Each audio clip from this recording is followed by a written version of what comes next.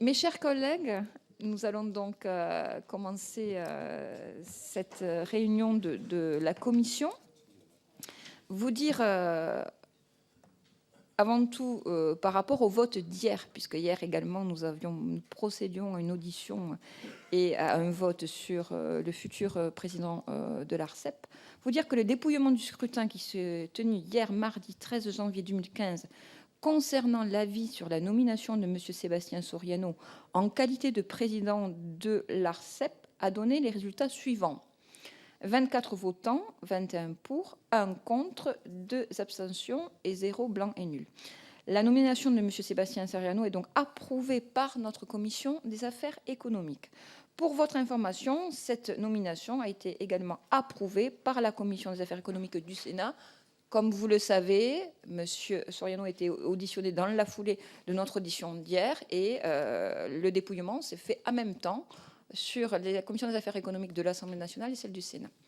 Donc ça, c'était pour votre information. Concernant l'ordre du jour de notre commission, nous avons également une autre audition et un autre vote à émettre ce matin. Une fois de plus, permettez-moi d'excuser notre président François Brotte, qui, comme vous le savez, préside la commission spéciale croissance, dite loi Macron également, et qui siège actuellement, et notamment toute la semaine.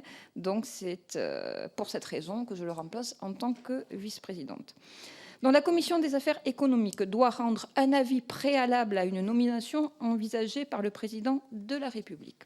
Je vous rappelle que conformément au dernier alinéa de l'article 13 de la Constitution, le président de la République ne peut procéder à une nomination lorsque l'addition des votes négatifs dans chaque commission compétente de l'Assemblée nationale et du Sénat représente au moins 3/5 des suffrages exprimés au sein des deux commissions. Nous auditionnons donc aujourd'hui M. Daniel Ververde, à qui je souhaite la bienvenue au sein de cette commission, personnalité pressentie pour occuper les fonctions d'administrateur général du commissariat à l'énergie atomique et aux énergies alternatives. Je vous rappelle donc que cette audition est publique, que le scrutin est secret et doit avoir lieu hors la présence de la personne auditionnée à la fin de notre audition.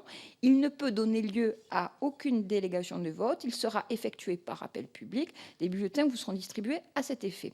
Le dépouillement du scrutin, qui sera effectué par 2 scrutateurs, aura lieu simultanément à l'Assemblée nationale et au Sénat, conformément à l'article 5 modifié de l'ordonnance du 17 novembre 1958, la commission des affaires économiques du Sénat auditionnant M. Daniel Ververde le mardi 20 janvier à 16h. Le dépouillement se tiendra le même jour, donc le 20 janvier, dans la salle de la commission, à l'issue de l'examen de la proposition de loi relative à la sobriété, à la transparence, à l'information et à la concertation en matière d'exposition aux ondes électromagnétiques. Il appartiendra ensuite au président de la commission de communiquer le résultat du vote à la présidence de l'Assemblée nationale, puis de vous en informer lors de la prochaine réunion de notre commission. Donc, tout est clair. Nous votons à l'issue de cette commission, mais nous ne dépouillerons que le 20 janvier.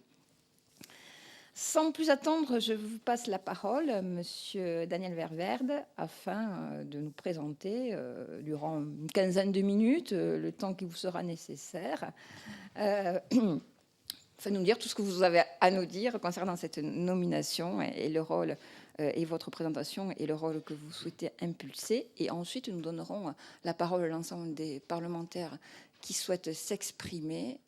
Et à votre tour, vous répondrez à l'interrogation de nos parlementaires. Merci.